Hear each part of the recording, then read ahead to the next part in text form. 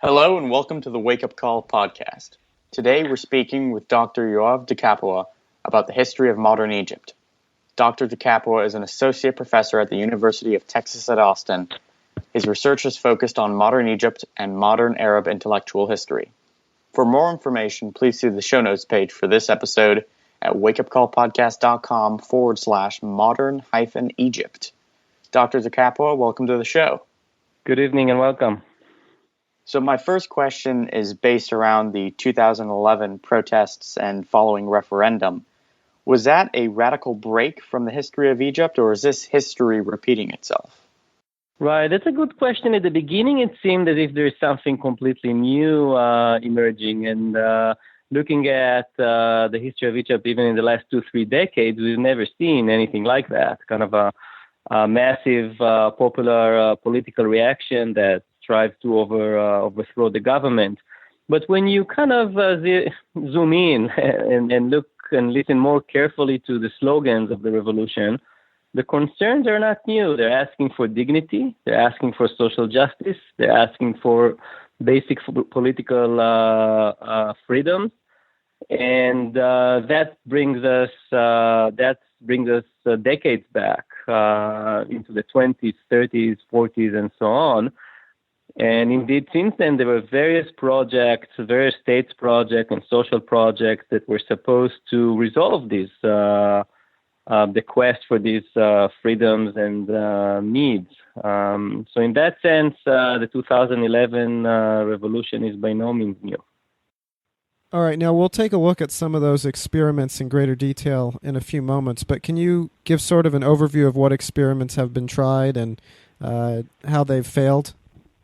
Right. When we talk about modern Egypt, we are basically looking at a time bracket of about 200 years, during which the country was carved out of the old Ottoman system. Ottoman system was an imperial system, like the Habsburgs, like the Russian Empire, like the Mongols in India. These are empires that disappeared during the 19th century. They were, let's put it that way, they could not compete with the modern, agile, and militaristic nation states. That was seemed to be a more successful model for organizing the political community. And as Egypt was created as a modern nation state, it dealt with various political structures that are not very different than what other places around the world, non-Western world, experience. So first there's colonialism, British colonialism, that lasts from the late 19th century, when Egypt collapsed financially, into the 1920s. Then from the 1920s to the 1950s, there's actually a liberal experiment, which is the deepest, most serious experiments happen in any Arab country, with democratic structures of rule, parliament, free press, constitutional freedoms more generally, and a market economy. And then in the 50s, when this model failed to deliver, there was an experiment with a combination of socialist systems, what's called Arab socialism, and an attempt to merge Egypt into a greater political sphere, which is an Arab sphere that includes the entire Middle East. That was sort of pan-Arab. The pan-Arab and Arab socialist gamble basically continued until the late 60s, early 70s, where another experiment started with a shift from anything that had to do with socialism and even the Soviet milieu to marketplace economy, to capitalism and reliance on the U.S. That's a major shift, obviously.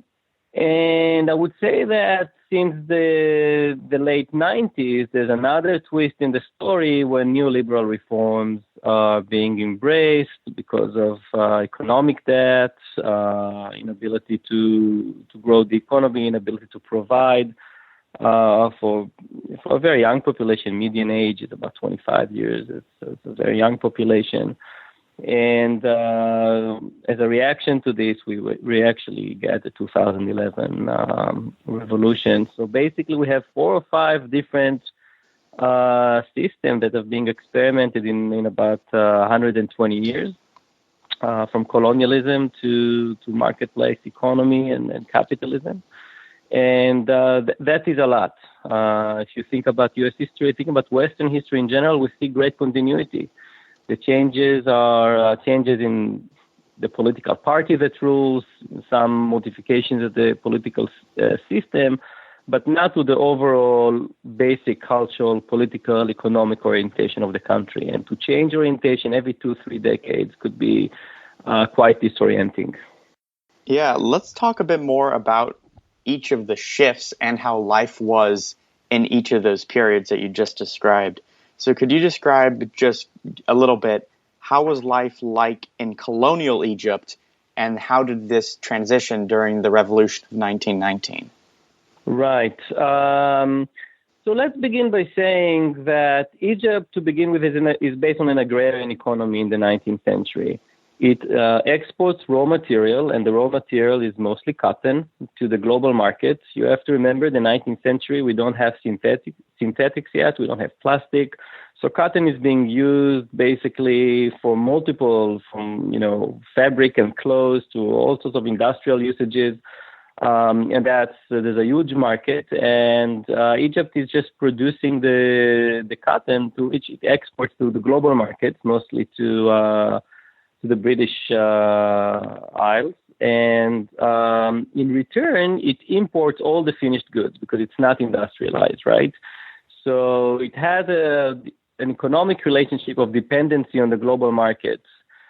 The transformation of the Egyptian agrarian system from basically substance agriculture, in which people just grew whatever vegetables or foodstuffs that they needed to in their villages and their communities, to transforming entire tracts of land for the production only of cotton for the global market, is of course a state move that benefited the political elite, the economical elite, and the state building. But what it created is a huge class of landless peasants, people who are completely dependent on the global market for their existence and are exposed to the fluctuations in the global market. For example, during the U.S. Civil War, the South stopped exporting cotton to the global markets through New Orleans. All the Mississippi Basin is basically closed for export, and Egypt basically fills up this gate, and there's a boom in Egypt. As soon as the American Civil War ends, the Egyptians are suffering tremendously with losing their market share, and hundreds of thousands of peasants are being driven below poverty lines. So eventually, the exposure to the global market and the effort of the Egyptian monarchy at the time to establish Egypt as an international player, similar to what Japan would become. They both started their modernization project at about the same time. Japan with silk, the Egyptians with cotton. But the Egyptians, along with others, collapsed financially in the global recession of the 1870s. And once you in debt to European creditors, you also lose your sovereignty. And that resulted in the British occupation of 1882. So in the first phase, what we learn, or what's the lesson of, is that if you try to modernize by becoming European and by structuring your economy on one commodity that is depending on the global market, and you are using international creditors in order to further invest in the country because you want to industrialize, you want to consume finished products, you are at the risk of losing your sovereignty. So that happened to the Ottomans, it happened in India, it happened in China, and so on. The next phase under British colonialism lasted from 1818 to the 1919 revolution. The 1919 revolution brings to an end part of the British involvement. That's an anti-British revolution associated with the end of the First World War. During this time, the British controlled every aspect of life in Egypt and created state institutions that were inhabited by an Egyptian elite. But all the priorities, the major decisions that have been taken economically and so on, were for the benefit of imperial needs, British imperial needs. For example, the Egyptian interest is to do what the Japanese do, to invest in education and to industrialize. So they're not dependent on raw materials. The British are not interested in that. Investment in education remains minimal, and industrialization is nowhere to be seen, really. And what the British are interested in is more cotton for the global market.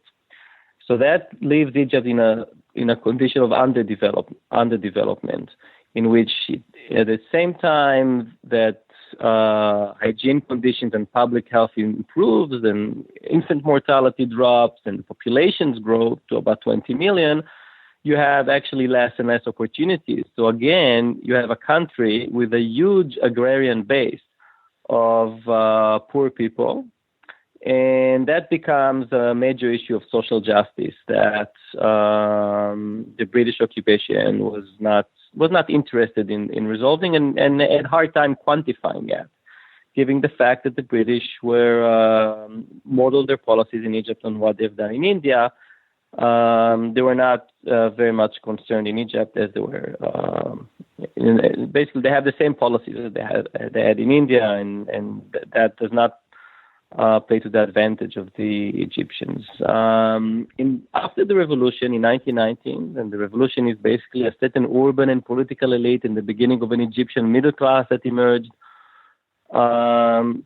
The Egyptians are being allowed something that we can call a partial independence. And at that period, known as the liberal experiment, they're opening the political system to any political party that wants to present a platform for a political change. The Constitution safeguards a lot of the basic freedoms of democratic rule, freedom of press, and political associations of freedom of speech, and so on. But nonetheless, regardless of the democratic structure, the state cannot solve the problem of the poor population. Life expectancy in Egypt in the mid-30s was about 35 years for men. And that's obviously not so much. And at the same time in which the population grows, it is obvious that the liberal state is too weak to address the crisis, and that it is run by an elite, and that the elite of the liberal experiment is an elite that owns land.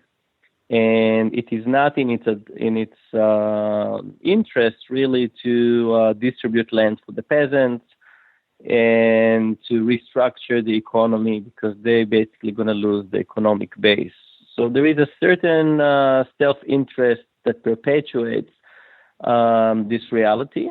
And it's a very stratified society at this point. Basically, you have people who are poor. Now you have the urban poor. You have the beginning of a middle class, the beginning of a working class, and you have the aristocracy. And the aristocracy, interestingly enough, until the 50s, is an international, or what we call cosmopolitan aristocracy. There are Italians, there are French, there are Armenians, there is a large Greek population, of course, the British. And they build cities. They all come in the late 19th century to participate in the cotton boom, and they build cities that mimic those of Europe. If you look around the world at the time, Shanghai, Buenos Aires, Cairo, Paris, they all look alike. I mean, all of them are modeled on Paris, of course. But that was the idea, this kind of international style, and they create an urban space that is basically conducting itself in French and Italian and English. You wouldn't say that downtown Cairo is an Arab city. Neither parts of Alexandria. So the political and economic system are completely controlled by the Egyptian upper class elite and the cosmopolitan class, whose interests are global, are imperial in that sense, and again, do not serve the needs of the majority of the population. The next phase, growing out of profound dissatisfaction with this state of affairs, is a nationalist movement that began to agitate and asked for radical change in the late 40s. Here we have to mention the rise of the Muslim Brotherhood is actually part of this front. That results in the 1952 revolution, when people from within the army, a group of young officers, all of them are in their early 30s, with no political experience whatsoever. Basically, until then, they had something tantamount to high school politics, right? But they know that they're unhappy. They know that the structure that exists is not sustainable, that it does not serve the needs of the majority of the population. And they begin to campaign for something that is familiar to us, for example, from Cuba, something that is maybe more similar to Latin American populism, militaristic appearance of the regime, the will to build a strong state, the need to get rid of the British, who continue to interfere in Egyptian affairs all through the 20s, 30s, and 40s. Basically, during the Second World War, they hijacked the country militarily. So the 50s really want to introduce a radical break in Egyptian history from colonialism, and this is a regime that participated in all the battles of decolonization in the 50s and 60s, aligned itself with the movement of decolonization that started in Indonesia, in Bandung, by about 28 recently decolonized states like Indonesia, like Ghana, like India. And it was basically one of the first successful third world regime that embraced a new type of socialism, not simply Soviet socialism, but an adaptation of the Soviet socialism to Egypt, known as Arab socialism. That is a socialism that is supposed to be organic to the problems of Egypt and the Arab world, not simply to some general theory of socialism. The uncontested leader of Egypt at the time was Gamal Abdel Nasser, and he was also Nasser, the leader of the entire Arab world, leading a revolutionary movement to unite the Arab world, to oppose any foreign intervention, not only British and French, kind of old colonial powers, but also the superpowers, Soviets and the Americans, and chart a third way. We can talk a little bit more about Nasser later on. Obviously, a fascinating figure, really a person who's larger than life, and an experiment that really left its mark on Egyptian, but also on Arab history and regional history more broadly. As part of it, the Nasser regime and the socialist regime was committed to solving the problem of Palestine and the rehabilitation of Palestinian refugees through war. So it basically positioned itself as the standard bearer of Arab resistance to Israel, which they saw as a colonial bridgehead, as a foreign entity in the region. The Nasser regime in this phase, moving from liberalism to socialism, ends basically in the late 60s when Egypt is defeated in the war. The 67 war is a major war, watershed in the history of the region. And in Egypt, it marks the end of this experience, not simply because the war was a military defeat, but also the way the defeat happened, the fact that Egyptians have not realized how problematic the whole system was, and it's almost immediately being experienced as a cultural defeat. That sets us to the regime of the 70s. After Gamal Abdel Nasser dies in September 1970 from a heart attack, Vice President Anwar Sadat takes over. He takes over because, not because he's the strongest person in the system, but because he's the weakest. That's why he was the vice president, the person most unlikely to try to rival Nasser. No one gives Sadat really a chance, but he's managing to establish himself. And one of the things he's doing is another war in Israel in 73, a rather successful war. And connected to this war is shifting the culture and orientation of sort of public culture from this socialist, so-called secular orientation to an Islamic one. He's releasing the Muslim Brotherhood and other Islamic activists from prison. He's rehabilitating the public role of Islam, something that has been marginalized in the 50s and 60s. And paradoxically, alongside that, he's shifting the structure of the economy to marketplace capitalism, which means no government subsidies for flour, sugar, oil, and so on, or reduced subsidies, and aligning himself with the U.S. and also signing a peace treaty with Israel, which is a remarkable move in and of itself. A major, major transformation from the 50s and 60s. In fact, the exact opposite of everything they believed in the 60s, they've done in the 70s.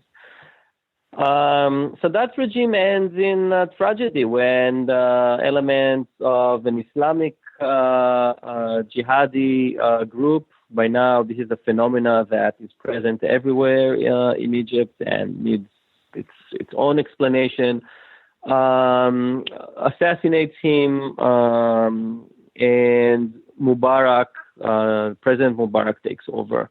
The 80s are under President Mubarak. Immediately as he takes power, he is calling for a state of emergency, and these laws of the state of emergency stay put for the duration of his presidency. So Egypt of the 80s and 90s and early 2000s, these 3 decades, are basically a state of emergency in which the state achieves a level of control over public life and private life of people like never before. It is an authoritarian top-down state. It differs from the state of Sadat in that in order to keep the economy going after the collapse of the Soviet Union especially, they take the neoliberal basically prescription of privatization, radical privatization, and that resulted in crony capitalism. It resulted in concentration of wealth at the top and not much money trickling down. It's similar to a lot of other non-democratic, non-Western societies that experimented with neoliberalism. And eventually that brought about a very slow metamorphosis in the structure of the public sphere, created pockets of resistance that begin to coalesce before 2011, but eventually made their mark in 2011. So we are looking at, if we look at these periods, the several periods that we've just discussed, moving from a pre-colonial moment in which Egypt, still under Ottoman suzerainty, under Ottoman rule, tries to modernize and become a European country, the collapse of this project, a colonial project, a democratic liberal project, a socialist project, a capitalist free market project, and a take on this project under Mubarak of extreme authoritarianism, strong state, and radical privatization. Well, it's remarkable to think about how many changes there have been in the Egyptian political and economic systems over the last century and a half or so. Indeed. It's definitely, as you pointed out earlier, much different than what we're used to in the United States and other Western countries. Thank you for listening to this episode of the Wake Up Call podcast. If you would like to listen to more episodes, please subscribe, rate, and review the show on iTunes, or subscribe on Stitcher, and check out our website at wakeupcallpodcast.com. There you will find show notes pages and comment sections dedicated to the show. You can also email us at contact@wakeupcallpodcast.com if you're interested in being interviewed for the show or have any other suggestions. Thank you.